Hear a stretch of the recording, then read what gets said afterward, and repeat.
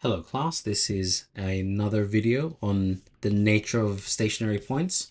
In this video, we'll be looking at horizontal inflection points. Previously, we've seen that for stationary points, the properties of when they are a maximum or a minimum are as follows. For the first derivative tests, maximums will have a derivative of 0 at that point. To the right of that point, it will be negative slopes. To the left of that point, it will be positive slopes. For minimums, or minima, at that point, we get a 0 derivative, but to the right, we get positive gradients. To the left, we get negative gradients, hence why we get these concave down or concave up for maximum or minimum, respectively. Alternatively, we've just also used the second derivative tests to also show the concavity to verify whether these stationary points are maximum or minimum. Now, also recall in the previous lesson that there are what's known as inflection points where concavity changes through them. Now, we've seen this already.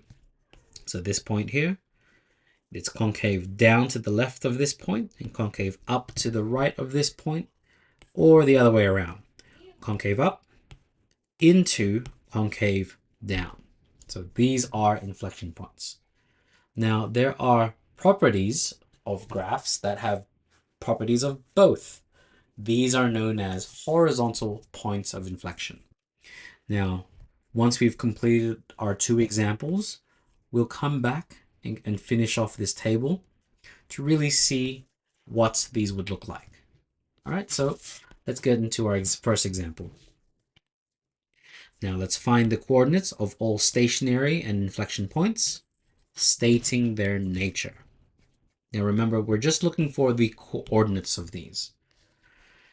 Okay, so for this, we need to find first our first derivative and second derivative. This will give us 4x cubed minus 9x squared.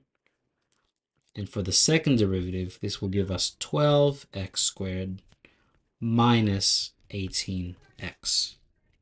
Let's now find our stationary points. We do this, remember, by letting our first derivative equal 0. So 4x cubed minus 9x squared equals 0. I can factor out x squared, leaving us with 4x minus 9.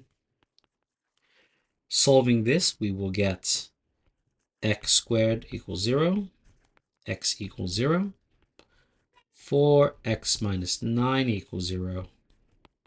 This will give us 9 on 4. Now, these are stationary points. Let's now look for now the order in which you do these headings. So these ones here, entirely up to you. But for this, I'm going to find all the points first, and then we'll do our tests later. So let's find now our possible points of inflections. So inflection points.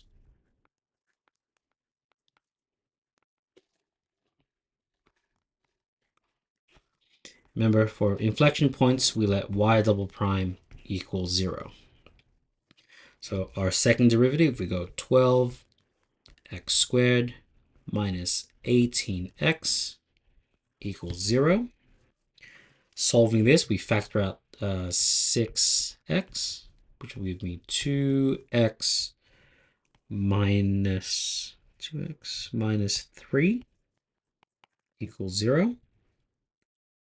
Okay, and solving this, we get 6x equals 0, x equals 0. The other one, 2x minus 3 equals 0, x equals 3 on 2, or 1.5. Now, notice how we have these points here, but this one is a repeat. So it's a stationary point, but it's also a possible point of inflection. So now let's do a concavity test, or change in concavity. So let's test these to see if these are indeed points of inflection.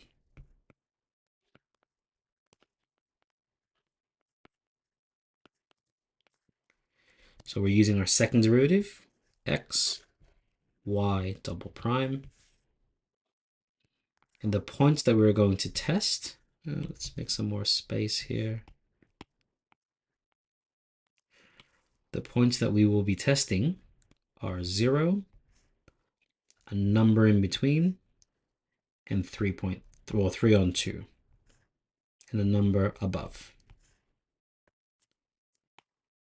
So we should already know that if we were to substitute 0 into our first derivative and 3 and 2 into our first derivative, our second derivative, we should be getting 0. The points that we're now going to test are going to be, well, that's 1.5, so let's test 1.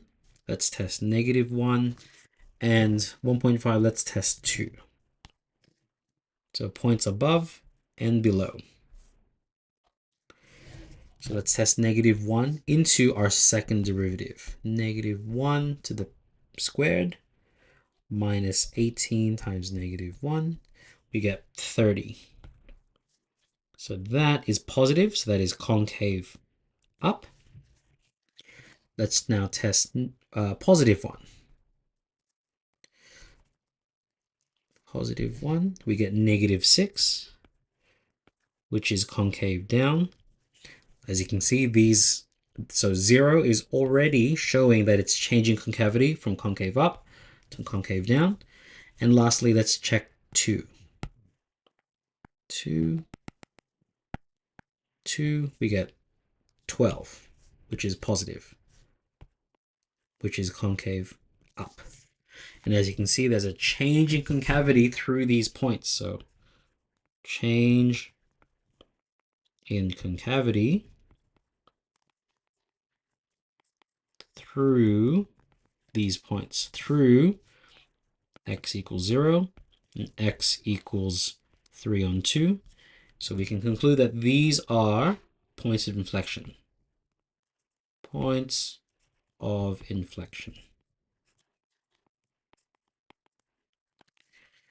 Good. So now let's also test the nature, of our stationary points. Now, since we already have the second derivative, we may as well just substitute these into these ones here. Okay, so let's test this. So nature of stationary points.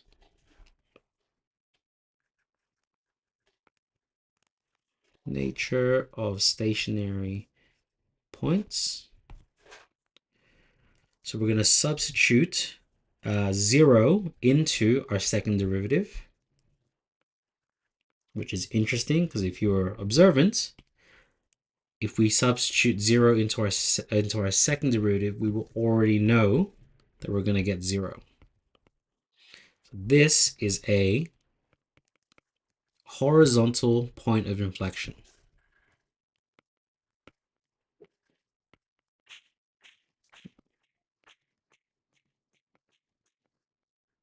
Inflection.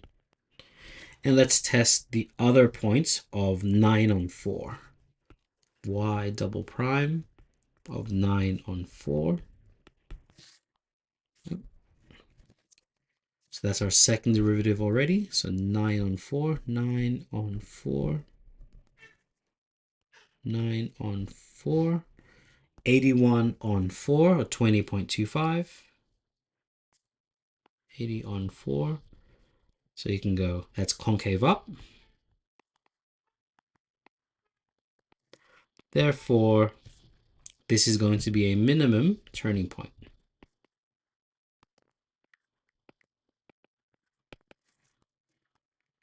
Okay, excellent. Now, it's just a matter of finding the coordinates of all of these.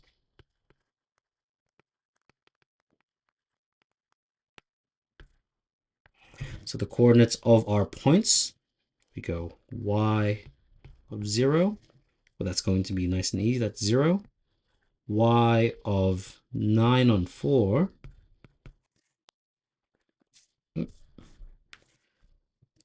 Remember, this is using the original value now. So x to the power of 4 minus 3 times x cubed. So substituting 9 on 4 first. 9 on 4. This gives us negative, I'm going to take that approximate there, negative 8.54.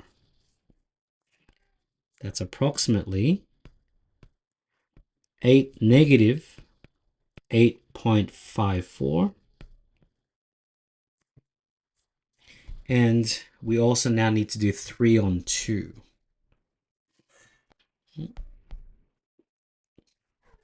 3 on 2.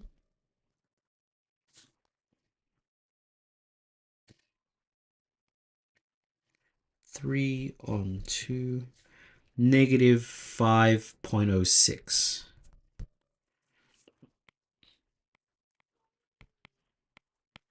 Negative, approximately 5.06.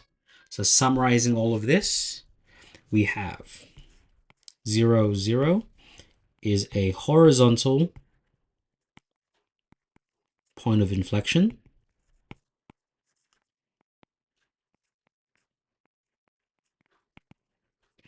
We have 3 on 2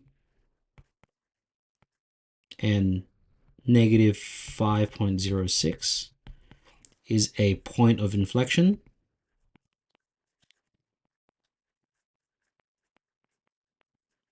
And 9 on 4, negative 8.54 is a minimum turning point. Oh, sorry, let me double check again. Yes, it was a minimum turning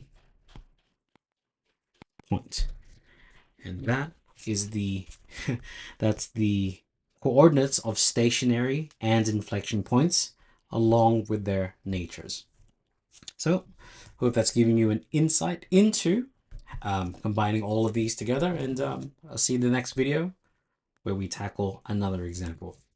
Hope to see you then, and best of luck.